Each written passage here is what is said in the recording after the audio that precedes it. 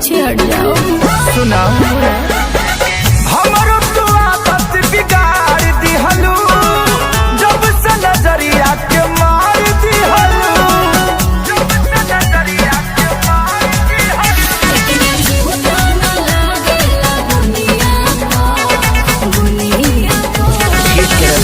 बटोला note बरसेला तोहरा दुनिया को, जब हिलावे लो